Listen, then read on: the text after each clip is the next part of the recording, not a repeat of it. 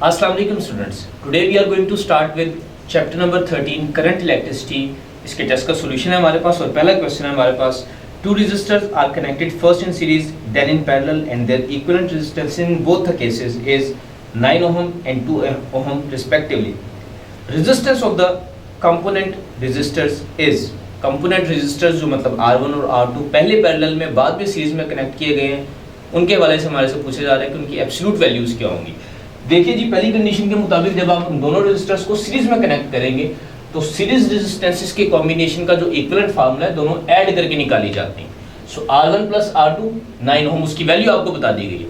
इसको equation number 1 कहते हैं. अब दूसरी कंडीशन पर है, अगर इन्हीं दोनों रेजिस्टेंसेस को पैरेलल में कनेक्ट किया जाए तो पैरेलल का हमने तरीकेकार पढ़ा था, इट इज प्रोडक्ट बाय सम. ठीक है जी. तो अब देखें R1 प्लस R2 9 ओम के इक्वल है. ये देखें स्टूडेंट्स, ये जो समीशन है ये ऑलरेडी यहां पर गिवन है तो इसकी वैल्यू तो हम एज इट इज पुट कर सकते हैं. इट इज 9 इंटू 2 ओम. अब देखें दो अननोन है ना, तो यहां से हम ऐसी सब्स्टिट्यूशन करते हैं कि दोनों में से एटलीस्ट एक वैल्यू हमें मिल जाए. तो ये देखें R1 को एज इट इज रहने दें और इस फार्मूले से R2 की वैल्यू सब्स्टिट्यूट की जा सकती है 9 माइनस R1 ताकि अननोन एक रह जाए. Divided by 9 is equals to 2 ohms. Cross multiply करेंगे R1 के ये इक्वेशन सिंपलीफाई करेंगे. What it would be, it is coming out as minus R1 square plus 9 times R1 और ये 9 का फैक्टर जब इसके साथ मल्टीप्लाई होगा दिस वुड बी 18 और इस तरफ शिफ्ट होकर 18 बन जाएगा, माइनस 18 का फैक्टर बन जाएगा. इसको सिंपलीफाई करने पर आपके पास बेटा R1 की दो वैल्यूज आएंगी, एक 6 ओम और दूसरी 3 ओम. अब आप अगर R1 को 6 ओम कंसीडर करके इस इक्वेशन से सॉल्व करें तो R2 की वैल्यू 3 ओम आ जाएगी और R1 को अगर 3 ओम कंसीडर करके इस इक्वेशन से सॉल्व करें तो R2 की वैल्यू 6 ओम आ जाएगी. मतलब एक रेजिस्टर हमने 6 का लेना है और दूसरा रेजिस्टर हमारे पास 3 ओम का आ जाएगा तो हमारा कॉम्बिनेशन कंप्लीट हो जाएगा. सो इस एतबार से 3 and 6 Charlie is the right option. Question number 2 हम देख लेंगे. क्वेश्चन नंबर 2 में डायग्राम बेस्ड क्वेश्चन है और उसमें कहा जा रहा है कि पैरेलल सर्किट में इक्विवेलेंट रेजिस्टेंस और नंबर ऑफ रेजिस्टेंसेस के दरमियान किस किस्म का रिलेशनशिप होता है.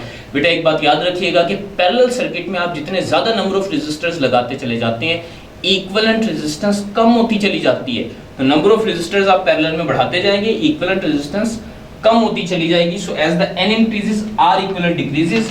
तो इनवर्सली प्रोपोर्शनल का रिलेशनशिप आ रहा है नंबर ऑफ रेजिस्टर और उसके पैरेलल कॉम्बिनेशन इक्विवेलेंट में. तो इसका ग्राफ कुछ इस तरह का बन जाएगा, इनवर्सली प्रोपोर्शनल का ग्राफ हमारे पास आएगा. तो beta is the right option. Question number 3, reciprocal of gradient of V versus I graph taking V along x axis I along y axis for ohmic substance gives. बेटा देखिए gradient find किया जाता है y axis divided by x axis और क्या दिया गया कि y एक्सिस के ऊपर करंट है, x एक्सिस के ऊपर वोल्टेज है, तो ये रेशियो किसके इक्वल आएगी, this is 1 divided by r. लेकिन आपसे क्वेश्चन में ग्रेडियंट नहीं पूछा गया, आपसे कहा गया रेसिप्रोकल ऑफ ग्रेडियंट, मतलब 1 डिवाइडेड बाय ग्रेडियंट की वैल्यू. तो 1 डिवाइडेड बाय आप ग्रेडियंट की वैल्यू निकालेंगे तो इसको भी इन्वर्ट कर देंगे, ये रेजिस्टेंस को रिप्रेजेंट करेगी which is being measured in ohms. Next question है हमारे पास क्वेश्चन नंबर 4 और क्वेश्चन नंबर 4 के अंदर कहा गया है कि आपके पास एक 10 वोल्ट की बैटरी है, आप उसको 5 ओम रेजिस्टर के अक्रॉस लगाते हैं तो कुछ करंट फ्लो हो रहा है. कितना करंट फ्लो होगा बाय ओम्स लॉ निकाल लें भाई. It is V divided by R. देखें V आपके पास कितना है 10, रेजिस्टेंस है 5, तो करंट कितना बन जाएगा आपके पास, it is 2 amperes. First case का करंट 2 एम्पियर आ रहा है, इस सर्किट का जो करंट आई है it is going to be 2 amperes. अच्छा वो कहते हैं कि सेम यही वोल्टेज की जो बैटरी आपने एक दूसरे सर्किट में लगाई है जिस सर्किट की रेजिस्टेंस 20 ओम है तो इसमें कितना करंट होगा, आइए निकाल लेते हैं. This is 10 divided bye 20, voltage divided by resistance. तो कितना करंट यहां पर बन रहा है 0.5 एम्पियर. अब इन दोनों के दरमियान रिलेशनशिप क्या है बेटा, देखिए जो ये I वाला करंट है, I वाला करंट अगर मैं इसको 4 पर डिवाइड कर दूं तो आंसर 0.5 एम्पियर आ जाएगा. This is 2 divided by 4, the answer is 0.5 ampere which is equals to I dash. तो सेकंड सर्किट का जो करंट है बेटा जी वो I डिवाइडेड बाय 4 है which is equals to 0.5 amperes. तो इस तरीके से हम उसको सॉल्व कर सकते हैं. क्वेश्चन नंबर 5 पर आएंगे और क्वेश्चन नंबर 5 में डायग्राम बनाकर दिखाया गया है कि जब स्विच ओपन है तो बेटा याद रखिएगा ओपन स्विच में वोल्टमीटर ईएमएफ मेजर करता है और जब स्विच क्लोज कर दिया जाता है तो वही voltmeter terminal potential difference measure करता है. तो ओपन स्विच में ईएमएफ 16 वोल्ट था और जब स्विच को क्लोज किया तो पोटेंशियल का डिफरेंस 12 वोल्ट्स आ रहा है और सर्किट में आपको दिखा दिया गया है कि external resistance capital R 2 ohms की है। आपसे इंटरनल रेजिस्टेंस के बारे में पूछा जा रहा है, तो यहाँ पर जरा वैल्यूज को सब्स्टिट्यूट कर लीजिए।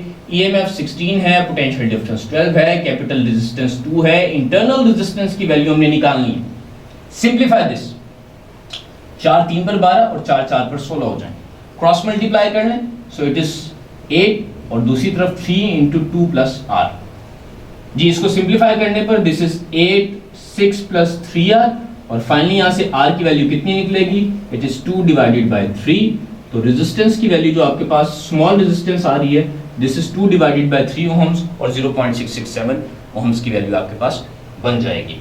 क्वेश्चन नंबर 6, क्वेश्चन नंबर 6 को अगर आप देखें तो इसमें आपको डायग्राम बनाकर दिखाई गई है। रेजिस्टेंस R1 R2 सीरीज में लगे हुए हैं, ईएमएफ बैटरी का है E, करंट I फ्लो कर रहा है और यहाँ पर गिवन इंफॉर्मेशन है कि R1 is greater than R2 है, तो ज्यादा पावर किस रेजिस्टेंस में डेसिपेट हो रही होगी ये पूछा जा रहा है। बेटा देख ले, कॉम्बिनेशन सीरीज है और सीरीज कॉम्बिनेशन में पावर डेसिपेटेड का फार्मूला होता है I²R।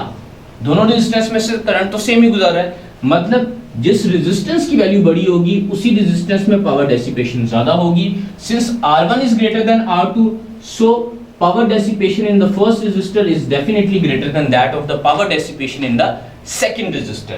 Question number 7 को देखेंगे। Question number 7 में आपसे पूछा जा रहा है which of the following is not equal to ampere?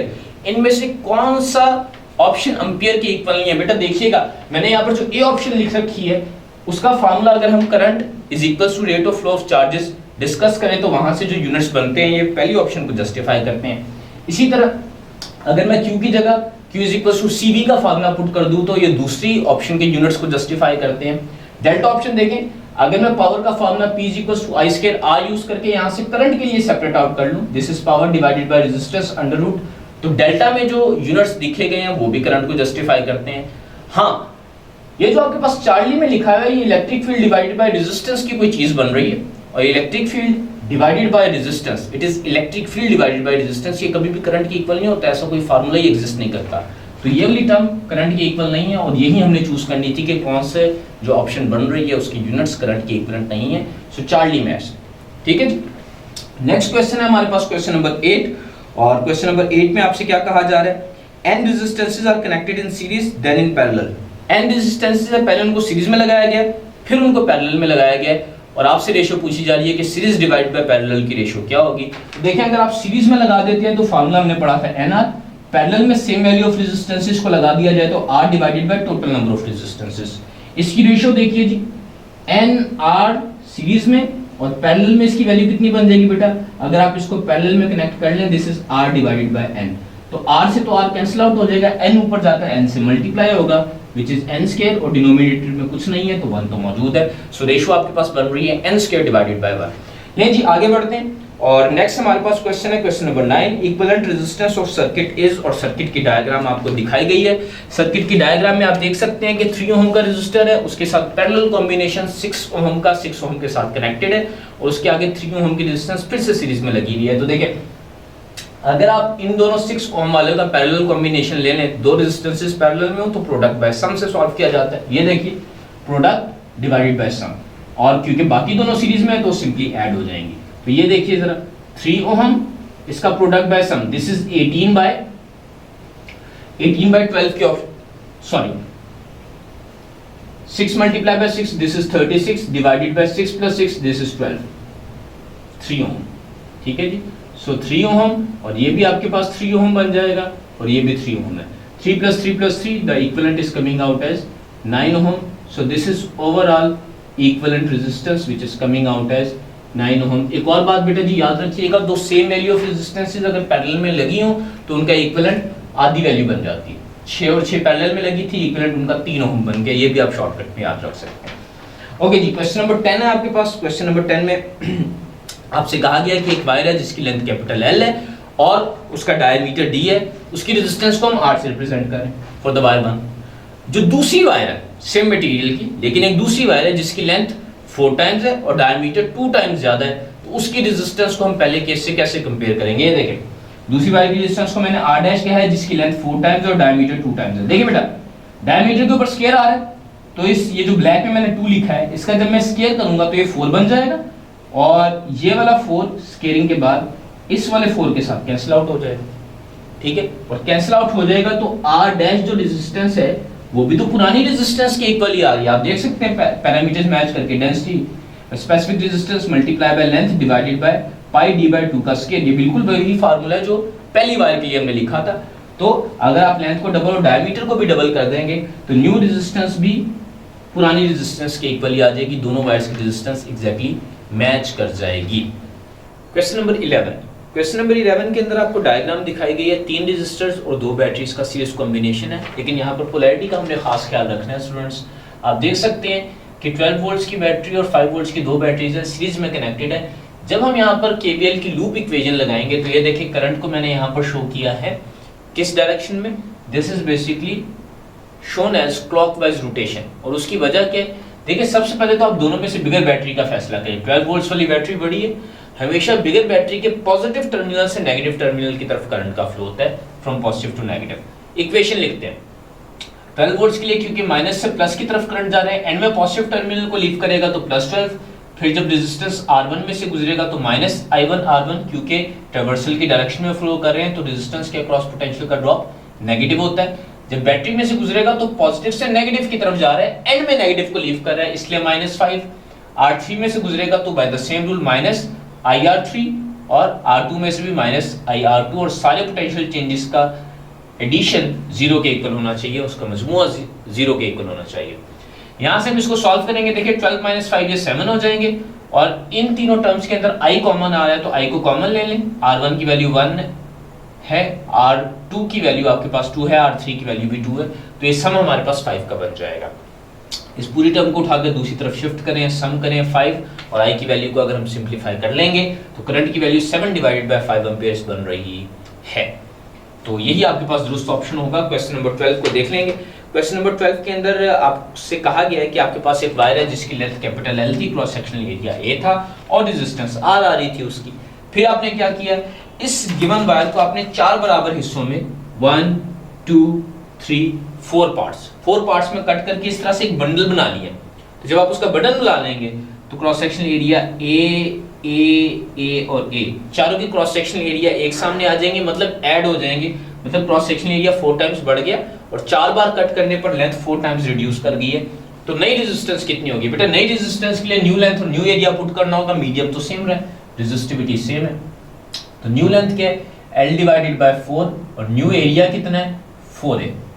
इसको सॉल्व कर लें, तो सॉल्व करने पर ये वाला 4 भी डिनोमिनेटर में आकर डिनोमिनेटर के 4 से मल्टीप्लाई होगा, मींस 1/16 रो L/A।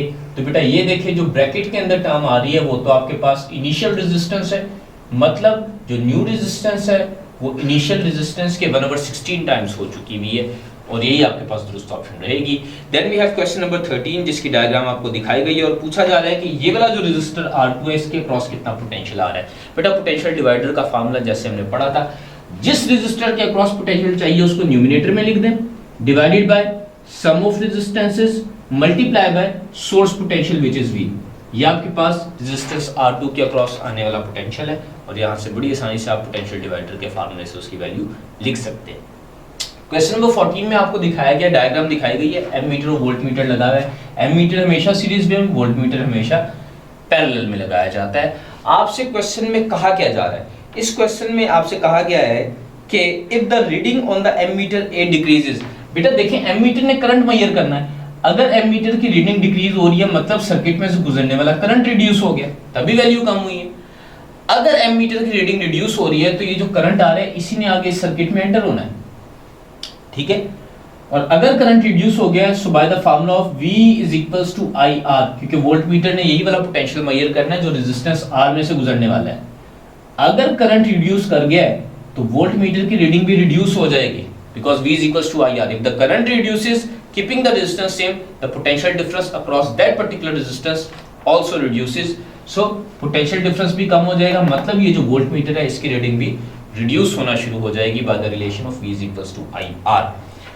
नेक्स्ट क्वेश्चन है आपके पास क्वेश्चन नंबर 15, और क्वेश्चन नंबर 15 में वंस अगेन आपको एक डायग्राम दिखाई गई है, और डायग्राम से रिलेटेड आपसे क्वेश्चन पूछा गया है कि ये जो दोनों के दोनों रेजिस्टर्स पैरेलल में मौजूद हैं, 20 वोल्ट्स की बैटरी के साथ कनेक्टेड है, टोटल सर्किट का करंट 1 एम्पीयर है। आपसे पूछा जा रहा है कि रेजिस्टेंस R1 में से गुजरने वाला करंट कितना होगा। ठीक है जी, करंट डिवाइडर का फार्मूला क्या कहता है कि जिस पाथ का करंट चाहिए ऑपोजिट पाथ के रेजिस्टेंस को न्यूमरेटर में लिखें, मतलब 20 ओम को न्यूमरेटर में लिखें, divided by summation of resistances 10 + 20 multiply by total source current which is 1 ampere.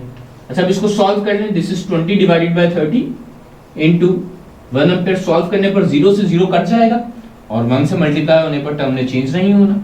So current is coming out as 2 divided by 3 ampere, जिसको आप 0.667 एम्पीयर भी कह सकते हैं। नेक्स्ट क्वेश्चन है, डायग्राम आपको एक बार फिर से रेजिस्टेंसेस की दिखाई गई है। 3 ओम, 6 ओम, 9 ओम। ये हमने लेक्चर के अंदर कॉन्फ़िगरेशन डिस्कस की थी और मैंने आपको कहा था कि ये कॉन्फ़िगरेशन असल में पैरेलल कॉन्फ़िगरेशन है, जिसको हम सादा इस तरीके से ड्रॉ कर सकते हैं। और अगर ये तीनों पैरेलल में, तो इक्विवेलेंट रेजिस्टेंस का फार्मूला पैरेलल के लिए आप इस्तेमाल करोगे। This is 1/3 + 1/6 + 1/9। एलसीएम ले लें, इसका एलसीएम आपके पास आ जाएगा 18 एलसीएम आ गया। So this is 6 + 3 + 2, this is 1 over R equivalent. ठीक है जी, इसको हम सिंप्लीफाई करेंगे। सिंप्लीफाई करके आपने इसको इन्वर्ट कर लेना है और सॉल्व करने पर यहाँ से जो R इक्विवेलेंट की आपके पास वैल्यू आएगी, it is coming out as 18 divided by 11। ये वैल्यू आपके पास बन जाएगी R इक्विवेलेंट। ठीक है जी, ये 1 आवर आ रहा है, आपको सॉल्व करके इसको इन्वर्ट कर लेना है। So it would B 18/11। आगे बढ़ते हैं। क्वेश्चन नंबर 17 में एक और डायग्राम आपको दिखाई गई है। 30 वोल्ट की बैटरी है और यहाँ पर R1 रेजिस्टेंस में से गुजरने वाला करंट आपसे पूछा गया और इसके आगे R2 और R3 दो रेजिस्टेंसेस पैरेलल में। बेटा दो रेजिस्टेंसेस पैरेलल में हो सेम वैल्यू की, तो उनकी इक्विवेलेंट, उनकी आधी वैल्यू बन जाती है, दैट इज 30 ओम। ये मैंने सॉल्व करके लिखी है। ठीक है, सॉल्व करने के बाद आप देख सकते हैं कि ये भी 30 ओम और गिवन 30 ओम की रेजिस्टेंसेस सीरीज में आ गई अलोंग विद द बैटरी। तो सीरीज सर्किट में करंट निकालने का सिंपल सा फार्मूला है कि total potential divided by total resistances, और टोटल रेजिस्टेंस से मुराद है दोनों सीरीज वाली ऐड करके लिखी जाएंगी for the equivalent case. So this is 30 divided by 30 + 30 which is 60 ohms. इसको सॉल्व कर तो करंट की रीडिंग 1/2 की रेशियो बन रही है, मतलब 0.5 एम्पीयर का करंट इस सर्किट में से पास हो रहा होगा। और यही वो करंट है जो 30 ओम रेजिस्टेंस में से भी गुजर रहा है, जो आपसे पूछा गया। क्योंकि सीरीज सर्किट है, करंट ने सेम रहना है, that is 0.5 ampere. Question number 18 में आपसे कहा गया है, अगर आप इसकी स्टेटमेंट को देख लें तो थर्मिस्टर है पॉजिटिव टेम्परेचर कोएफिशिएंट के साथ। और बेटा पॉजिटिव टेम्परेचर कोएफिशिएंट का मतलब क्या होता है? पॉजिटिव टेम्परेचर कोएफिशिएंट का ये मतलब होता है कि with the increase of temperature resistance is also going to increase. अगर नेगेटिव होता तो फिर टेम्परेचर बढ़ाने पर रेजिस्टेंस कम होती है। तो इस कॉन्फ़िगरेशन के मुताबिक अगर हम बात करें तो जब टेम्परेचर इंक्रीज करेंगे तो थर्मिस्टर की जो रेजिस्टेंस है वो डेफिनेटली बढ़ेगी। थर्मिस्टर पॉजिटिव और नेगेटिव दोनों टेम्परेचर कोएफिशिएंट के अवेलेबल होते हैं। नेगेटिव वाला टेम्परेचर सेंसर के तौर पर इस्तेमाल होता है, लेकिन यहाँ पर अभी पॉजिटिव वाले की बात हो रही है। क्वेश्चन नंबर 19 में एक सर्किट डायग्राम आपको दिखाएगी और रेजिस्टेंस पूछी गई है कि टर्मिनल ए और बी के दरमियान रेजिस्टेंस कितनी होगी। बेटा सबसे पहले तो आप ये देख लें कि ये जो 4 ओम की रेजिस्टेंस और ये 4 ओम की रेजिस्टेंस है, ये हमारे सर्किट में काउंट नहीं होंगे। क्यों? क्योंकि इनका एक टर्मिनल तो सर्किट में जुड़ा हुआ है, दूसरा टर्मिनल ओपन है, और अगर ओपन है तो इस 4 ओम और इस 4 ओम में से किसी किस्म का कोई करंट नहीं गुजरेगा और ये हमारी इक्विवेलेंट रेजिस्टेंस में भी काउंट नहीं होंगी। बाकी सर्किट को देखें, अगर हम इन दोनों को यहाँ से भूल जाएं तो ए और बी टर्मिनल्स के हवाले से अगर मैं देखूं तो ये 2 ओम, ये 2 ओम और ये 2 ओम, ये तीनों की तीनों सीरीज में काउंट होंगी। ठीक है, और अगर ये तीनों सीरीज में काउंट होंगी तो 2 + 2 + 2 ये कितना बन जाएगा? 6 ओम। ये देखिएगा जरा गौर से, तो इनका सीरीज कॉम्बिनेशन बन गया 6 ओम और बाकी सारे का सारा सर्किट सेम है। देखिए मैं ड्रॉ करता हूँ यहाँ पर, ये 1 ओम भी वैसे की वैसे ही है, 6 ओम भी वैसे की वैसे ही है, और ये जो बाकी बच जाने वाली 1 ओम है ये भी सेम है, 1 6 1। बाकी आपका जो पूरे का पूरा सर्किट है वो एज इट इज सेम रहा है पॉइंट ए और बी के दरमियान में। सिर्फ हमने किया क्या है कि इन तीनों का सीरीज कॉम्बिनेशन बनाया, जो 6 ओम बना उसको इन्हीं टर्मिनल्स के अक्रॉस हमने अटैच कर। मजीद सिंप्लीफाई कर लेते हैं। अब देखिए ये दोनों जो 6 ओम है, ये दोनों 6 ओम के रेजिस्टेंसेस ये पैरेलल में अटैच है, और पैरेलल में सेम वैल्यू के रेजिस्टेंसेस हो तो इक्विवेलेंट हाफ हो जाती है। मतलब पॉइंट ए और पॉइंट बी के दरमियान सर्किट मजीद सॉल्व हो गया है। 1 ओम रेजिस्टर, 1 ओम रेजिस्टर और इनका जो पैरेलल कॉम्बिनेशन है मिलकर कितना बनाएगा भाई? 3 ओम रेजिस्टेंस, क्योंकि पैरेलल में सेम रेजिस्टेंसेज हो तो इक्विवेलेंट क्या हो जाती है बेटा, आधी हो जाती है। और अब आप देख सकते हैं ए और बी टर्मिनल्स के दरमियान में 1, 3 और 1 ओम की रेजिस्टेंस सीरीज में है, तो equivalent resistance between point A and B, this is 1 + 3 + 1, it is coming out as 5 ohms value. तो इस तरीके से आप पॉइंट ए और बी के दरमियान इक्विवेलेंट रेजिस्टेंस 5 ओम की निकाल सकते हैं सर्किट को स्टेप बाय सॉल्व करते हुए। क्वेश्चन नंबर 20, क्वेश्चन नंबर 20 में आपको एक डायग्राम दिखाई गई है जो व्हीटस्टोन ब्रिज से मिलती जुलती है, और उसमें कहा जा रहा है कि पॉइंट ए और बी के दरमियान इक्विवेलेंट रेजिस्टेंस बताएं कितनी होगी। बेटा ये एक बड़ी स्पेशल कॉन्फ़िगरेशन है रेजिस्टेंसेस की जो व्हीटस्टोन ब्रिज से मिलती जुलती है। इस तरह की जब भी कोई कॉन्फ़िगरेशन आएगी आपने सबसे पहले ये चेक करना है कि क्या ये बैलेंस कंडीशन में है, बैलेंस कंडीशन में है या नहीं, उसका कैसे पता चलेगा। ये देखिए आपने ऊपर और नीचे वाली रेजिस्टेंसेस को कंपेयर करना है। Just compare 3 ohm resistance with 6 ohm resistance, ठीक है। इसकी रेशो देखें जरा, 3/6 की रेशो कितनी बनती है, 1/2 की, दैट इज 0.5। इसी तरीके से इस तरफ वाली भी ऊपर और नीचे वाली रेजिस्टेंसेस को कंपेयर करें तो ये क्या बन रही है, 4/8, और ये रेशो भी 0.5 की बन रही है। अगर ये रेशो सेम आ रही हो बेटा तो व्हीटस्टोन ब्रिज अपनी बैलेंस कॉन्फ़िगरेशन में होता है। और उसका फायदा क्या है, उसका फायदा ये है कि ये जो सेंटर में 7 ओम की रेजिस्टेंस लगी हुई है, यू कैन निग्लेक्ट इट, ये किसी काम की नहीं रहती, मतलब ये इफेक्टिव नहीं रहती हमारे सर्किट में।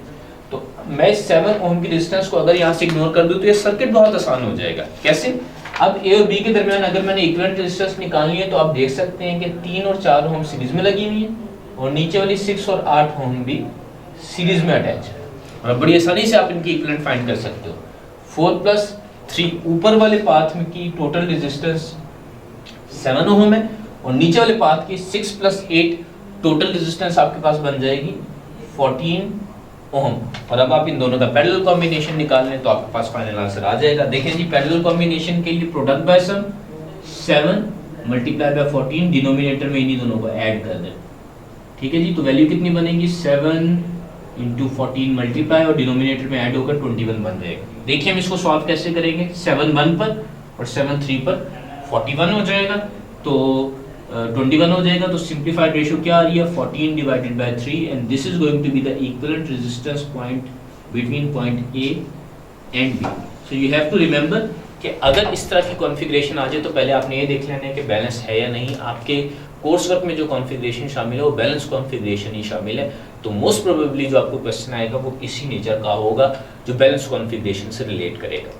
21 और क्वेश्चन नंबर 21 के अंदर आपको जो सर्किट दिखाया गया बेटा, उसके अंदर कहा जा रहा है कि अगर दोनों रेजिस्टेंसेस पैरेलल में कनेक्टेड होती तो करंट आई था। अगर आप एक स्विच को ओपन कर देते हैं, और स्विच को ओपन करने से मुराद है कि अब आप उस रेजिस्टेंस को काउंट ही नहीं करें क्योंकि उसमें से करंट गुजरना ही नहीं है, तो मैं इस डायग्राम में उस रेजिस्टेंस को यहाँ से रिमूव कर देंगे तो अब सर्किट का करंट क्या होगा, बढ़ जाएगा या कम होगा। बेटा याद रखें कि आप पैरेलल में जितनी रेजिस्टेंसेस लगाते चले जाते हैं इक्विवेलेंट रेजिस्टेंस कम होती जाती है, और अगर आप रेजिस्टेंस को रिमूव कर देंगे तो इक्विवेलेंट रेजिस्टेंस बढ़ जाएगी।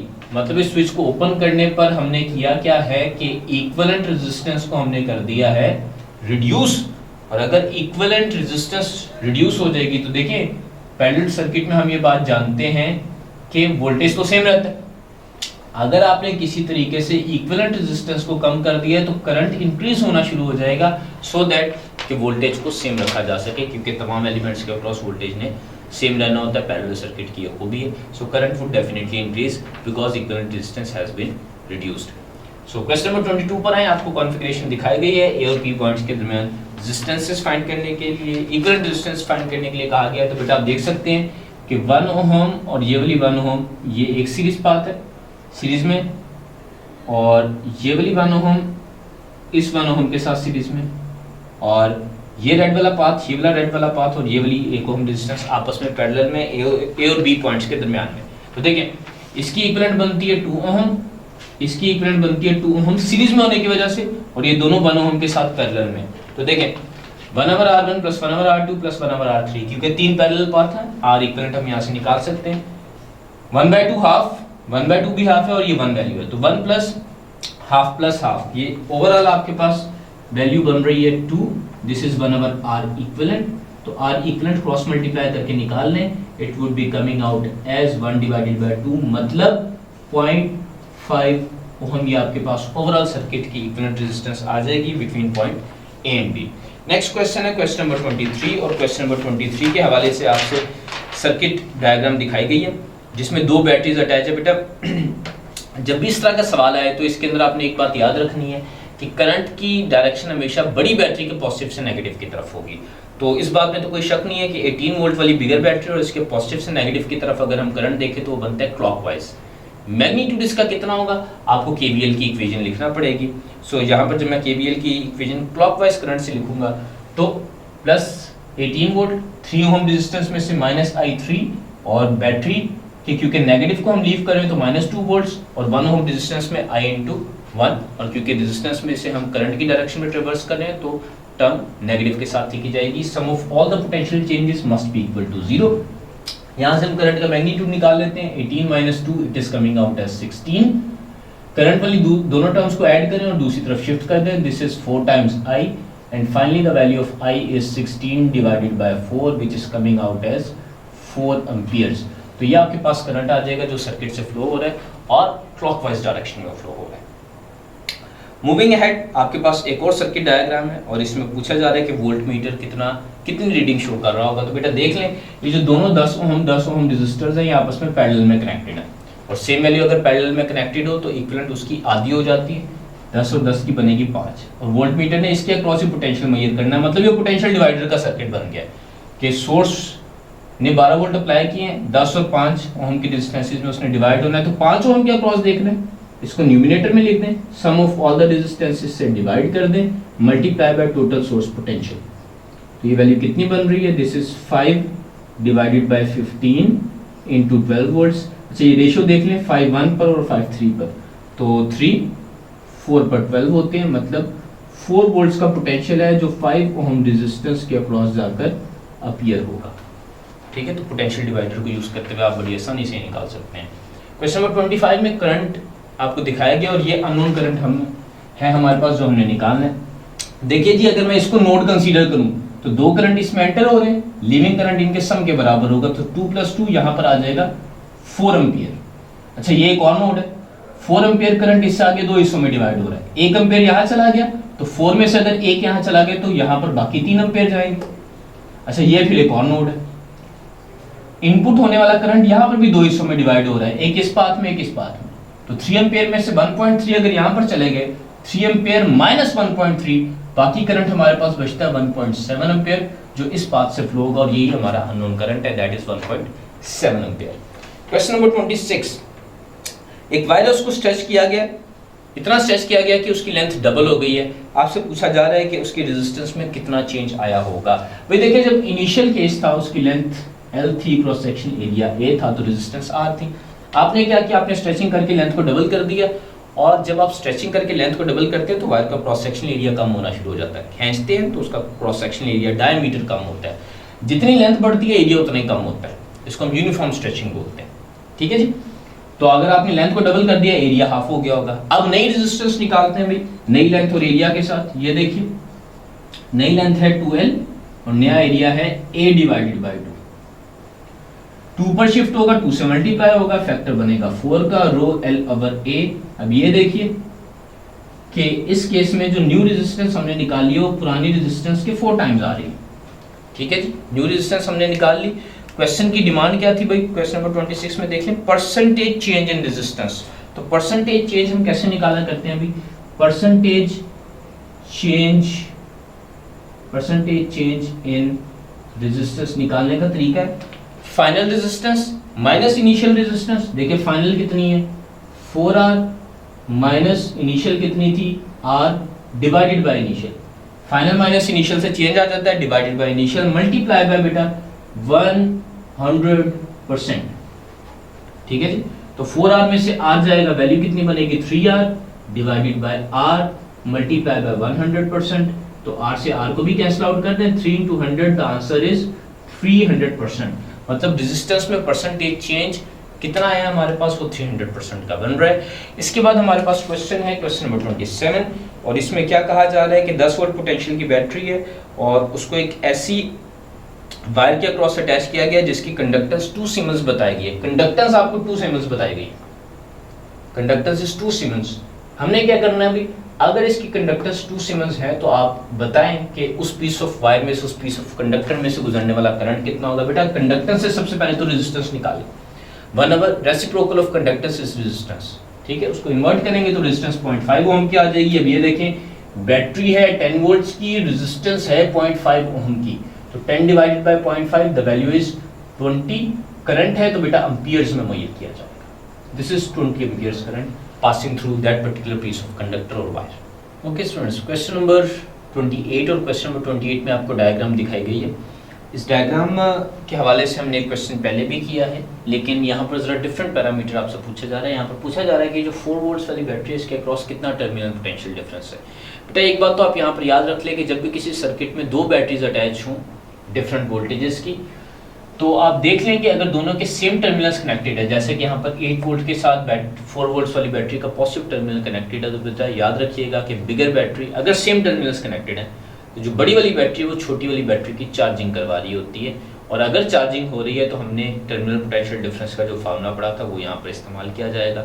एनीहो पहले हम केवीएल लगाकर सिस्टम का टोटल करंट निकाल लेते हैं, सर्किट का करंट निकाल लेते हैं। सो बाय केवीएल, क्योंकि यहाँ पर एंटी क्लॉकवाइज करंट का फ्लो है बैटरी के, बड़ी बैटरी के पॉजिटिव से नेगेटिव की तरफ, so +8 -i into 0.2 -i into 0.3 ohms resistance -4 volts battery and -i times 1.5 ohm resistor. ये सारी पोटेंशियल चेंजेस का सम 0 के इक्वल आएगा। यहाँ से सर्किट को हमने सिंप्लीफाई किया और करंट की वैल्यू निकाली है 2 एम्पियर आ रही है। अब हमें कहा गया कि यहाँ पर टर्मिनल पोटेंशियल डिफरेंस निकालो। मैंने कहा था कि अगर एनर्जी सप्लाई हो रही हो तो terminal potential difference EMF minus I small r होता है, और अगर एनर्जी सप्लाई ना कर रही हो बैटरी बल्कि खुद से चार्ज हो रही हो बैटरी, तो बैटरी की चार्जिंग के केस में terminal potential difference EMF plus IR factor होता है इस तरीके से। तो यहाँ पर देखें ये जो 4 वोल्ट्स वाली बैटरी है इसका EMF तो हमारे पास प्योर 4 वोल्ट्स ही है, प्लस करंट की वैल्यू में पता चल गया 2 एम्पियर्स और इसकी इंटरनल रेजिस्टेंस है 0.3 ओम्स। इसको सॉल्व कर लें। सो दिस इज 4 वोल्ट्स और मल्टीप्लिकेशन के नतीजे में यहाँ से 0.6 वोल्ट्स आएंगे। सो 4 + 0.6 द आंसर इज 4.06 वोल्ट्स, और ये आपका टर्मिनल पोटेंशियल डिफरेंस है। और एक और बात यहाँ से समझ में आ रही है कि टर्मिनल पोटेंशियल डिफरेंस यहाँ पर EMF 4 वोल्ट से ज़्यादा है। जब भी किसी बैटरी की चार्जिंग करवाएं तो टर्मिनल पोटेंशियल डिफरेंस EMF से ज़्यादा रखना पड़ता है, फिर ही चार्जिंग होती है।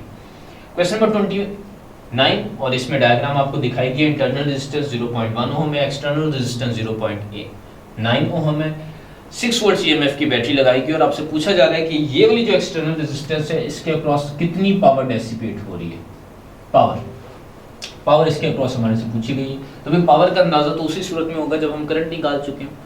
तो क्योंकि इंटरनल और एक्सटर्नल रेजिस्टेंस यहाँ पर सीरीज में है तो यहाँ पर हम करंट निकाल सकते हैं। देखिए total EMF 6 volts divided by circuit total resistance, क्योंकि दोनों सीरीज में 2.9 + 0.1 रेजिस्टेंस आपके पास बन रही है 3 ओम की। सो 6 divided by 3 the answer is 2 amperes. 2 amperes का करंट है जो इस सर्किट में से फ्लो हो रहा है। एक बात। दूसरी चीज, पावर अगर आपने निकालनी है अक्रॉस द एक्सटर्नल रेजिस्टेंस तो 2 का स्क्वायर और एक्सटर्नल रेजिस्टेंस कितनी है बेटा 2.9। इसकी अगर आप एग्जैक्ट वैल्यू निकालना चाहते हो तो देखिए 2 का स्क्वायर 4 हो जाएगा। 2.9 को आप ऐसे लिख लें 3 - 0.1, वही बात है ना, 2.9 ही बनेगा। लेकिन इस तरह आप एग्जैक्ट वैल्यू निकाल लेंगे। 4 × 3 12, 4 × 0.1 द आंसर इज 0.4, और 12 में से 0.4 को सब्ट्रैक्ट कर लें तो आपके पास पावर का फैक्टर आ जाएगा जो कितना बन रहा है, दिस इज 11.6 पावर है तो वॉट में मेजर होगी। ये आपके पास पावर आ गई across the external resistance that is 11.6 watts के इक्वल। इसके बाद हम लास्ट क्वेश्चन पर आ जाएंगे और लास्ट क्वेश्चन की डायग्राम आपको बनाकर दिखाई गई है। पॉइंट A से B की तरफ जो पोटेंशियल है उसके बारे में पूछा जा रहा है। अब देखिए अगर A से B की तरफ मैं जाता हूं तो मैं करंट की डायरेक्शन में ट्रेवर्स कर रहा हूं, और हमने ये रूल पढ़ रखा है कि V = IR by ohm's law तो होता ही होता है। और अगर हम A से B की तरफ जा रहे हैं, करंट की डायरेक्शन में जा रहे हैं, तो रेजिस्टेंस के अक्रॉस जो पोटेंशियल है बेटा वो नेगेटिव आता है। ठीक है, तो यही आपकी दुरुस्त ऑप्शन रहेगी। यहाँ पर हमारा सोल्यूशन कंप्लीट होता है। थैंक यू स्टूडेंट्स एंड अल्लाह हाफिज़।